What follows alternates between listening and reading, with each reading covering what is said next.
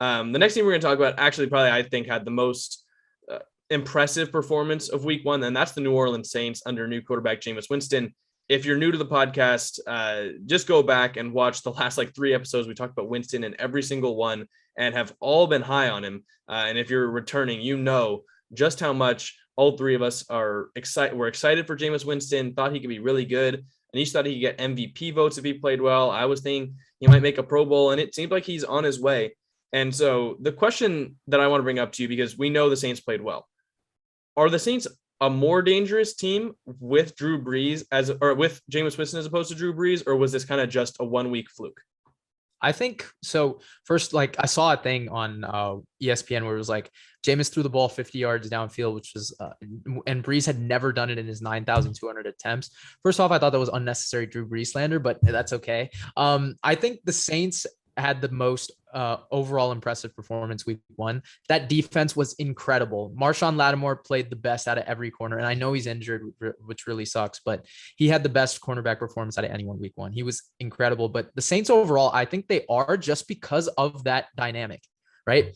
It was limited in all the Saints losses that they had last year, and I believe they had 5, I think, including the playoffs. Every one of them, they didn't have a deep passing attack. And that's why, guys like, their receivers just couldn't get open. They couldn't get separation because in short passing game, when you have linebackers that can cover sideline to sideline, it's just hard for, a guy like Drew Brees to really scheme him open as accurate as he is.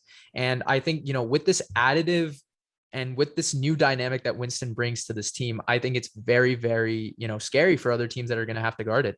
And Winston didn't even throw for that much in terms of yardage. And I feel like he didn't really need to. Kamara, helped kind of slow the game down.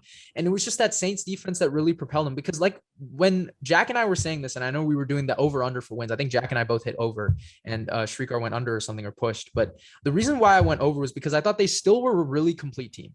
And I think, they didn't lose anybody besides their quarterback, and they still had a guy who still learned the system and, got some time. He even got some time in a playoff game where he threw a touchdown pass. Like he was well oriented with Sean Payton's system, and the Saints still have everybody that they needed on defense. Cam Jordan, Marcus Williams, Marshawn Lattimore, they have all these guys.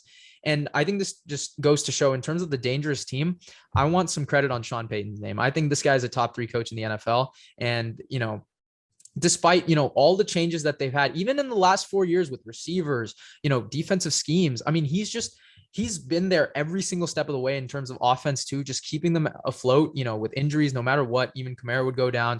Thomas went down. They were still a consistent playoff contender, a Super Bowl threat, albeit they never made it. But this team is very dangerous. And I think, they could challenge the Bucs. They could, if they win, a couple of these games. And like I said, back in one of those hot takes that I made, Jameis Winston could really garner some MVP votes if he keeps this up.